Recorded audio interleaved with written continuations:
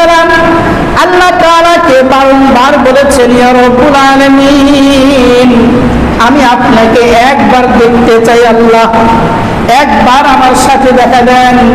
আল্লাহ বলছেন, মূসা, তোমার চক্ষুর জ্যোতি নাই, তোমার চক্ষুর যে জ্যোতি, যে পাওয়ার, সেই পাওয়ারে তুমি আমাকে দেখতে পারবে না, তুমি আমাকে দেখার মতো তোমার চক্ষু সহ্য করতে পারবে না।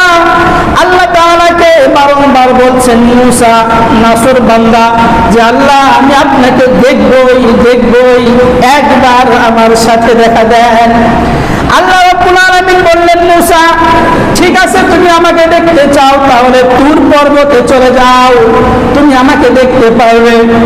তুর পর্বতে যাওয়ার পরে আল্লাহ তাআলার শত শত নূর থেকে একটা নূর পাহাড়ের উপরে রেখে দিলেন।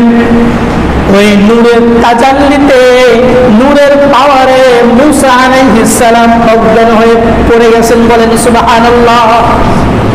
মূসা আলাইহিস সালাম সহ্য করতে পারে নাই, অজ্ঞান হয়ে পড়ে গেছে। পুরা পাহাড় পুড়িয়ে ছারখার হয়ে গেছে, ছাই হয়ে গেছে, কয়লা হয়ে গেছে।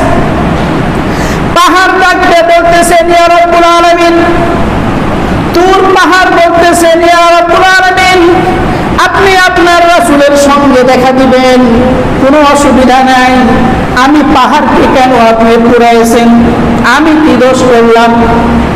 আল্লাহ বলতেছেন, তুর, ওই পাহাড় তোমাকে আমি পুড়িয়েছি, আমি তোমাকে এমন একটা সম্মান দিয়ে দিলাম, দুনিয়ার মানুষ তোমাকে, তোমার এই পাহাড়ের মাটিটাকে তাদের চোখে চোখে রাখবে। বলেন সুবহানাল্লাহ। চোখে চোখে রাখবে মানে সুরমা ব্যবহার করবে, তোমার মাটিকে গুঁড়ো করে সুরমা চোখে লাগাবে, তোমার সম্মান বাড়িয়ে দিলাম। যেমন আল্লাহ তাআলার একজন দুশমন আল্লাহকে মারার জন্য আকাশে তীর নিক্ষেপ করছে, যে আমি খোদাকে মারব, খোদা নামে কোনো কিছু আমি রাগ করি না। তীর নিক্ষেপ করলো আকাশে। তীরটা আল্লাহ রাব্বুল আলামিন আল্লাহর কুদরতে ধরে নিয়ে আল্লাহ তাআলা মানুষ, আল্লাহর বান্দা আল্লাহকে মারার জন্য তীর ছুটছে। আল্লাহ রাব্বুল আলামিন মাছের রক্ত মাখিয়ে সেই তীরটাকে আবার ফেরত পাঠাইলেন। ওই রক্ত দেখে বুঝে নিয়েছে আমি আল্লাহকে মেরে ফেলেছি। অনেক আনন্দ, অনেক খুশি, আমি আল্লাহকে মেরে ফেলেছি।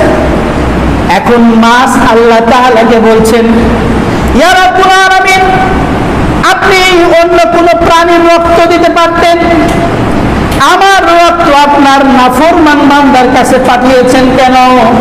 যেই নাফরমান বান্দা আপনাকে মারতে চায়।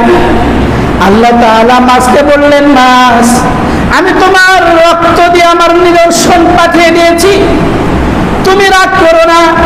আমি তোমাকে দুনিয়াতে এমন একটা সম্মান দিয়ে দিলাম, যে সম্মানে যত পশু আছে, পাখি আছে, যত কিছু আছে, মরে গেলে সব কিছু খাওয়া হারাম, তোমাকে খাওয়া হালাল করে দিলাম। বলেন সুবহানাল্লাহ। মাছ খাওয়া যায় কি যায় না? মরে গেলেও মাছ খাওয়া যায়।